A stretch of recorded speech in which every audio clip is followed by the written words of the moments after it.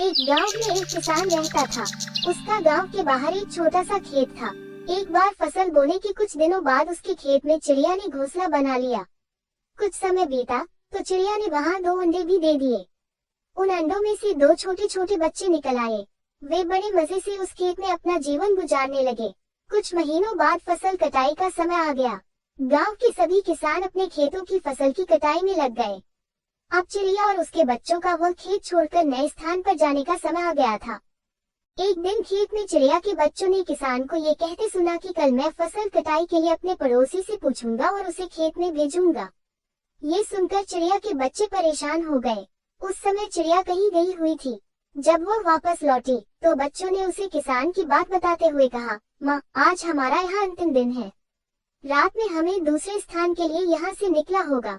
चिड़िया ने उत्तर दिया, इतनी जल्दी नहीं बच्चों, मुझे नहीं लगता कि कल खेत में फसल की कटाई होगी। चिड़िया की कही बात सही साबित हुई। दूसरे दिन किसान का पड़ोसी खेत में नहीं आया और फसल की कटाई न हो सकी।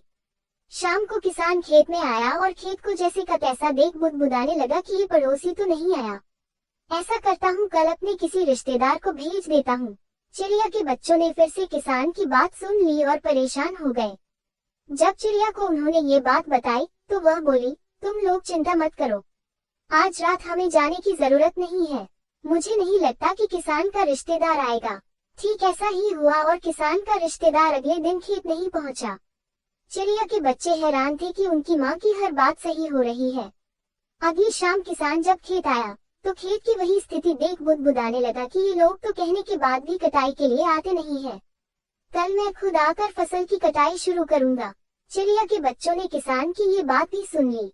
अपनी माँ को जब उन्होंने ये बताया तो वह बोली, बच्चों, अब समय आ गया है ये खेत छोड़ने का। हम आज रात ही ये खेत छोड़कर दूसरी जगह चले जाएंगे। दोनों बच्चे हैरान थे कि इस बार ऐसा क्या है जो माँ खेत छोड़ने को तैयार है। उन्होंने पूछा तो चिड़िया बोली, बच्चों, पिछली 2 बार किसान कटाई के लिए दूसरों पर निर्भर था।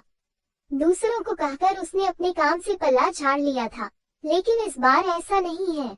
इस बार उसने ये जिम्मेदारी अपने कंधों पर ले ली है, इसलिए वह अवश्य आएगा। उसी रात चिड़िया और उसके बच्चे उस खेत से उड़ गए और कहीं और चले गए। सीख: दूसरों की सहायता लेने में कोई बुराई नहीं है, किंतु यदि आप समय पर काम शुरू करना चाहते हैं और चाहते हैं कि वह समय पर पूरा हो जाए, तो उस काम की जिम्मेदारी स्वयं लेनी होगी। दूसरे भी मदद उसी की करते हैं जो अपनी मदद करता है।